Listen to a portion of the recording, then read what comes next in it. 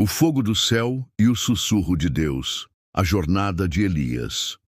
O céu sobre Israel estava seco havia 3 longos anos. Nenhuma gota de chuva havia tocado a terra. Os campos, outrora verdes e férteis, agora eram apenas poeira. O gado morria de sede.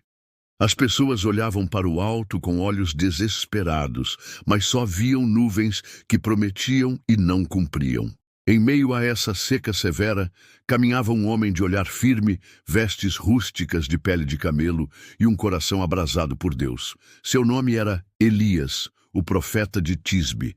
Ele era um homem como nós, sujeito a fraquezas, temores e dúvidas, mas carregava algo que muitos haviam esquecido: a fé no Deus vivo de Israel, Javé. A idolatria havia se espalhado como praga. Jezabel, rainha fenícia, esposa do rei Acabe, fizera dos cultos a Baal a religião dominante. Altares do Deus de Israel haviam sido derrubados e profetas do Senhor mortos à espada. Os montes antes sagrados agora eram lugares de sacrifícios pagãos. Elias, sentindo o peso de toda essa corrupção, sabia que algo precisava mudar. Então, obedecendo à voz de Deus, ele se dirigiu ao rei Acabe. O encontro foi tenso. Os olhos de Acabe se estreitaram ao ver Elias se aproximar. "És tu, perturbador de Israel?" gritou o rei. Elias, com voz firme, respondeu: "Não sou eu o perturbador, mas tu e a casa de teu pai, por abandonardes os mandamentos do Senhor e seguirdes os Baalins." Ali mesmo, Elias lançou o desafio. Um confronto no Monte Carmelo. Ele propôs reunir todo o povo de Israel e os 450 profetas de Baal para que se fizesse uma escolha definitiva. Se o Senhor é Deus, sigam-no. Se Baal, sigam-no. O confronto no Carmelo. O dia amanheceu tenso no Monte Carmelo. O povo se ajuntou, curioso e dividido. Homens, mulheres, crianças, até soldados e sacerdotes. Todos queriam ver o que aconteceria. De um lado estavam os profetas de Baal, vestidos em trajes ornamentados, confiantes no poder de seu Deus. Do outro, Elias, sozinho, mas envolto na autoridade de Deus. Elias propôs que se oferecessem 2 novilhos, um para Baal, um para o Senhor. Nenhum fogo seria aceso. Aquele que respondesse com fogo, esse seria o verdadeiro Deus. Os profetas de Baal começaram primeiro. Gritavam, dançavam, cortavam-se com lanças e espadas até sangrarem. Horas se passaram. Desde a manhã até o meio-dia, sua voz ecoava no monte: "Baal, responde-nos!" Mas não houve voz, não houve resposta, não houve sinal. Elias, então, zombou deles com ironia: "Gritem mais alto! Talvez esteja dormindo ou em viagem." O sol já começava a se inclinar no céu quando Elias tomou seu lugar. Ele reconstruiu o altar do Senhor com 12 pedras, uma para cada tribo de Israel. Sobre o altar, colocou a lenha e o novilho, e fez algo inesperado. Mandou encher 4 jarras com água e derramar sobre o sacrifício. 3 vezes fizeram isso, até que tudo estava encharcado: altar, carne, lenha e até o rego ao redor. Então Elias orou: "Ó Senhor Deus de Abraão, Isaque e Israel, que hoje se saiba que tu és Deus em Israel e que eu sou teu servo e que fiz tudo isso por tua ordem. Responde-me, Senhor, responde-me, para que este povo saiba que tu, Senhor, és Deus e que estás trazendo o coração deles de volta." E então aconteceu. Uma chama desceu do céu com fúria, consumiu o sacrifício, a lenha, as pedras, a água, tudo. Um silêncio profundo caiu sobre o povo. E, de repente, todos se prostraram gritando: "O Senhor é Deus! O Senhor é Deus!" Elias, aproveitando aquele momento de quebrantamento, ordenou que os profetas de Baal fossem capturados. Foram levados ao ribeiro de Quizon e ali mortos. A idolatria havia sido ferida em seu coração.